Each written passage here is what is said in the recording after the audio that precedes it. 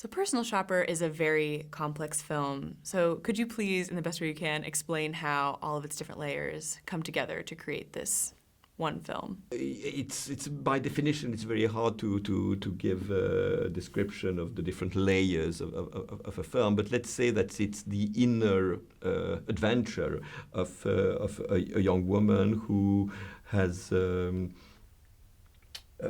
Who's grieving. She lost her twin brother, and she's trying to reconstruct herself by making sense of that loss and eventually communicating with her brother beyond death. Why a personal shopper?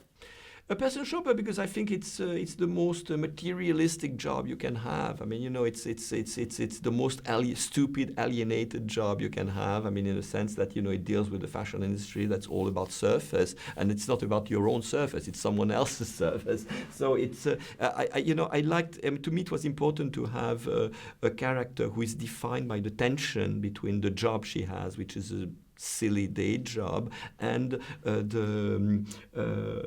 her inner quest, her and the kind of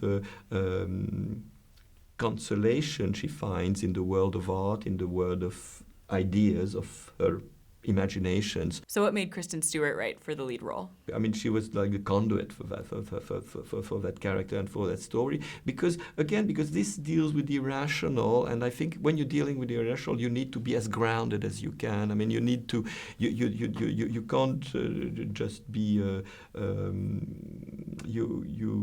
if you want your audience to believe in what's going on, you need to have on screen someone the audience relates to and who has the same questions about it the audience has. And I think that Kristen is so real. She has this. She's so authentic on screen that the audience relates to her and kind of trusts her.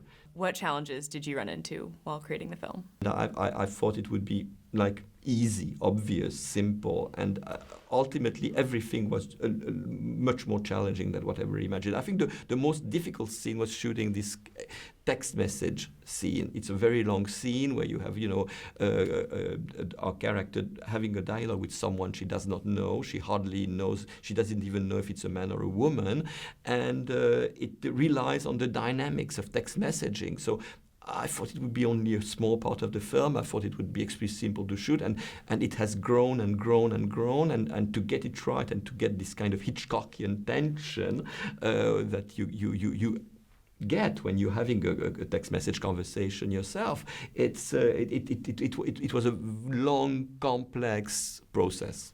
So what do you hope audiences will take away from the film? Anybody who's felt grief, who has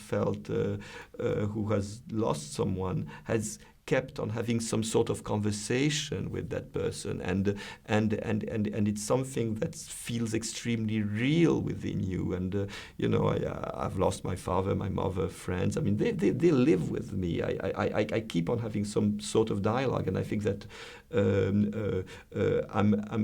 that's more or less what I'm describing in this film. Except I'm putting images and genre images, you know, to tell that story and make and try to recreate the physical emotions you have.